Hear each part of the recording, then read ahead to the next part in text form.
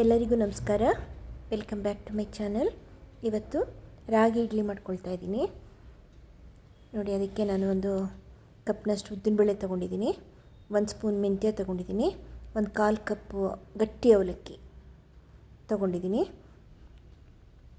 ಇದನ್ನು ಇವಾಗ ಎಲ್ಲನೂ ಒಟ್ಟಿಗೆ ಇವಾಗ ನೆನೆ ಹಾಕ್ಕೊಳ್ಳೋಣ. ಚೆನ್ನಾಗಿ 2 ಸಲ ತೊಳೆದ್ಬಿಟ್ಟು ನೀರು ಹಾಕಿ ನೆನೆ ಹಾಕ್ಬಿಟ್ಟು ಒಂದು 4 to 5 hours ಅದನ್ನು ನೆನೆಯಕ್ಕೆ ಬಿಡೋಣ.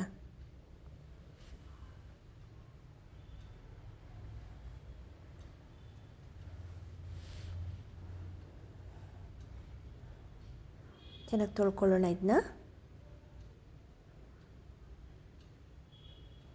ನೋಡಿ 2 ಸಲ ತೊಳೆದು ಇವಾಗ ಇದನ್ನು ನೆನೆ ಹಾಕಿದ್ದೀನಿ. ಇವಾಗ 4-5 ಗಂಟೆ ಇದನ್ನು ನೆನೆಯಕ್ಕೆ ಬಿಡೋಣ. ಇದನ್ನು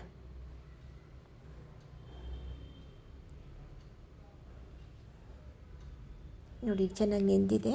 ಈಗ ಇದನ್ನು ಮಿಕ್ಸರ್ಗೆ ಹಾಕ್ಕೊಳ್ತಾ ಇದ್ದೀನಿ. ನೈಸಾಗಿ ಇದನ್ನು ರುಬ್ಕೊಂಬರೋಣ. ಗಟ್ಟಿಗೆ ಇರಲಿ, ನೀರಿನಂಗೆ ರುಬ್ಕೊಬಾರ್ದು. ಇದನ್ನು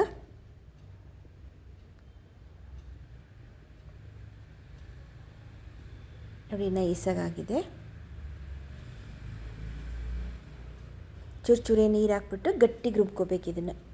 ಇವಾಗ ನೋಡಿ ಇದಕ್ಕೆ ನಾನು 1 ಕಪ್ಪು ರಾಗಿ ಹಿಟ್ಟು ತೊಗೊಂಡಿದ್ದೀನಿ, ಮತ್ತು ಒಂದು ಸಣ್ಣ ಕಪ್ಪಲ್ಲಿ ಅರ್ಧ ಕಪ್ನಷ್ಟು ಇದನ್ನು ಇಡ್ಲಿ ರವೆ ತೊಗೊಂಡಿದ್ದೀನಿ. ಅದನ್ನು ಒಂಚೂರು ತೊಳೆದ್ಬಿಟ್ಟು ಚೆನ್ನಾಗಿ ಈಗ ಅದಕ್ಕೆ ಹಾಕ್ಬಿಟ್ಟು ಮಿಕ್ಸ್ ಮಾಡೋಣ.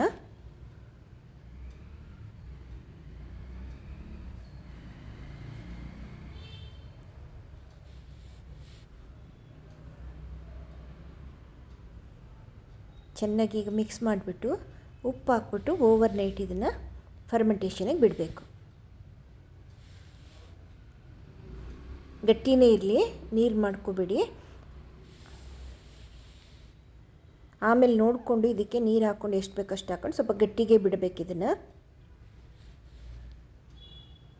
ನೋಡಿ ಆಗಿದೆ ಇದು. ಮಾರನೇ ದಿನ ಬೆಳಗ್ಗೆಗೆ ಇದನ್ನು ನಾನು ಇಡ್ಲಿ ಬಿಡೋಕ್ಕೆ ರೆಡಿ ಮಾಡ್ಕೊಳ್ತಾ ಇದ್ದೀನಿ. ತುಂಬ ಗಟ್ಟಿ ಇತ್ತು, ಒಂಚೂರು ನೀರು ಹಾಕ್ಕೊಂಡು ಇವಾಗ ಮಿಕ್ಸ್ ಮಾಡ್ಕೊಳ್ತಾ ಇದ್ದೀನಿ.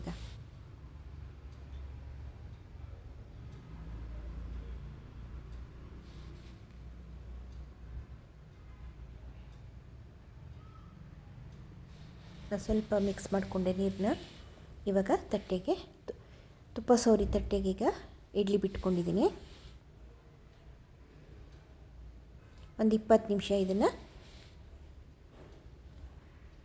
ಬೇಯಕ್ಕೆ ಬಿಡೋಣ. ಈಗ ನೋಡಿ ಇಡ್ಲಿ ಆಗಿದೆ, ಚೆನ್ನಾಗಿ ಬರುತ್ತೆ ಇಡ್ಲಿ. ಇದ್ರ ಜೊತೆಗೆ ಏನು ಪಲ್ಯನಾರು ಮಾಡ್ಕೊಳ್ಬೋದು, ಇಲ್ಲ ಚಟ್ನಿನಾರು ಮಾಡ್ಕೊಳ್ಬೋದು. ನಾನು ಚಟ್ನಿ ಮಾಡ್ಕೊಂಡಿದ್ದೆ ಇವತ್ತು. ಬದನೆಕಾಯಿ ಪಲ್ಯ ಸೂಟ್ ಆಗುತ್ತೆ ಇದಕ್ಕೆ, ಬೆಂಡೆಕಾಯಿ ಗೊಜ್ಜು ಕೂಡ ಸೂಟ್ ಆಗುತ್ತೆ.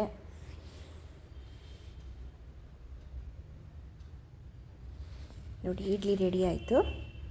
ಮಾಡೋದು ತುಂಬ ಈಸಿ ಇದೆ, ತಿನ್ನೋಕ್ಕೂ ಅಷ್ಟೇ ಚೆನ್ನಾಗೂ ಇರುತ್ತಿದ್ದು. ನಿಮಗೂ ಇಷ್ಟ ಆದರೆ ಟ್ರೈ ಮಾಡಿ.